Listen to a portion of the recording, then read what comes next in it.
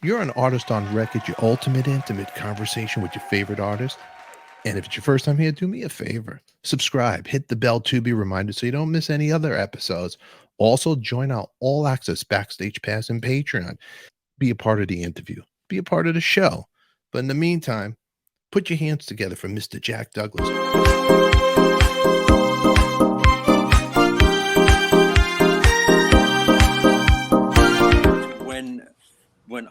When I started as a musician in the business, my manager, my managers were a couple of songwriter producer guys. Uh, I can't even remember their names, but they were in the Brill Building, so I was in the Brill Building all the time. This is 65 or 66 after I got back from Liverpool, and they were real, and they were shysters, and they were in bed with people like Neil, who started Casablanca, Neil Bogart. Neil Bogart, yeah, Yeah. and Artie Rip, Mhm. and as a matter, speaking of Artie Rip, I cut Billy Joel's demos for Columbia Records, which Artie Rip. Artie brought Billy into the studio, and it was just Billy and piano. And I cut all these great tunes, just Billy singing and piano demos, 4-track, or maybe it was even 2-track. And Artie was in the room, and he was saying to me, "This kid's great, isn't he?" I said, "Yeah, he sounds a little bit like Paul." I said, "But I've seen Billy in the Hassles, playing out on Long Island. I see him a lot out there." And I said, "But this is really different. It's really good." Anyway, so Billy came back in the room. Artie had him sign that 5% deal. The deal was Artie brought him in to do the demos, and his payment was 5% of pretty much for life of his publishing. Not a bad deal. Hmm. I think Artie Rip is still up in the Hollywood Hills.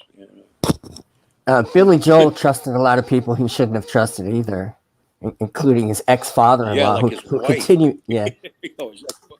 Something that I just learned about you that I didn't even know until now was that you engineered the Who's Lifehouse that never came out. Now, this was supposed to be Pete Townshend's third great rock opera following Tommy and Quadrophenia, but he just scrapped it in the middle of this process with all these great songs, Love Rain on Me, all of these amazing songs that we know, because he put them out on future albums. But this was all supposed to be part of a rock opera. What happened? It came out on the Who's Next album. Almost everything I recorded was on the Who's Next album. Re-recorded in London, and I think some of the basic tracks were used that we recorded. I have to tell you, I had such a blast, and I became very good friends with Pete Townsend. But it was so much fun to work with those guys, and I was a kid.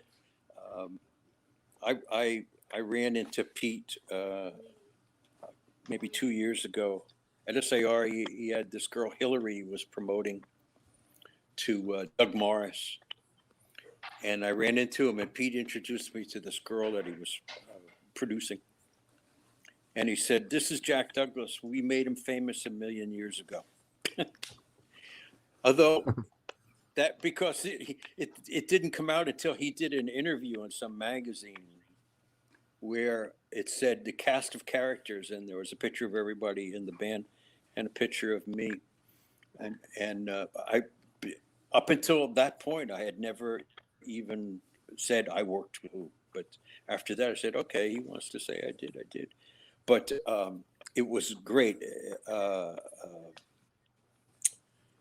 They were completely nuts in the studio and after the studio.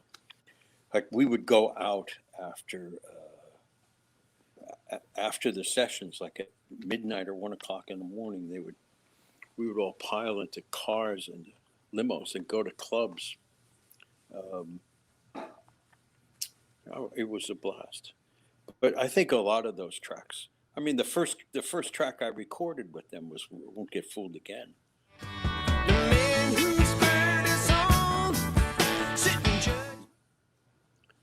So, and I brought Leslie West into the room. Leslie was he was recording in we were in A, Leslie was in B at Record Plant. Leslie was a big Who fan, and I had worked with Leslie on Nantucket Sleigh Ride, I think it was. Mountain, yeah. So we were friends, and I knew Leslie from the Vagrants when they were the house band at the Rolling Stone Club on the east side of Manhattan. I'm going to tell you, we used to go out, and we're talking about the Who.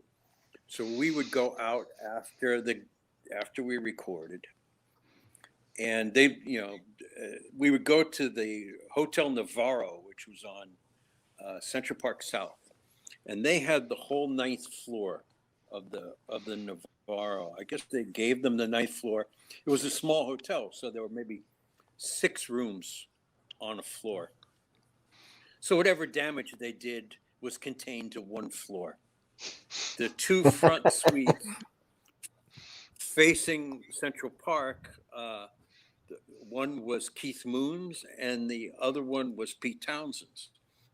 And everybody would meet in Pete's room. So the way Keith came into Pete's room was he would open the window in his suite, climb out on the ledge, and crawl across the ledge. This is 9 stories above, Central Park South. Climb across the ledge, open Pete's window, and climb in. And the only person that was ever shocked by his entrance was me. Everybody else was like, "Hey, Pete." Hey, Keith, how you doing? Okay, let's go. No one thought that was weird. Only me. I thought, oh my, that was like only maybe 2 feet. Kit Lambert was the producer of those sessions. Kit's father was a famous orchestra conductor in London, and so Kit, as a producer, was more like a conductor. He would conduct the band. He'd go out and conduct the band, which is pretty hilarious. Or he would be working the lights. We had a lot of colored lights in Studio A. So he would be, okay, the mood for this one is red and the mood is blue. He would be doing that kind of thing. And he was a hardcore pillhead. And so at the end, and whatever drugs he gets hands on. Am I still there? Yeah. You're here. Oh yeah, we love it. Yeah. Yeah. So at the end of the session, back in the day, in the early 70s, it was always appreciated if the producer gave you a tip. Bob Ezrin was very generous. You would usually get a trip to Jamaica, all expenses paid, things like that. But Kit Lambert gave me an ounce of blow, and in a baggie. He said, "Here you are. Here's your tip." It cracked me up.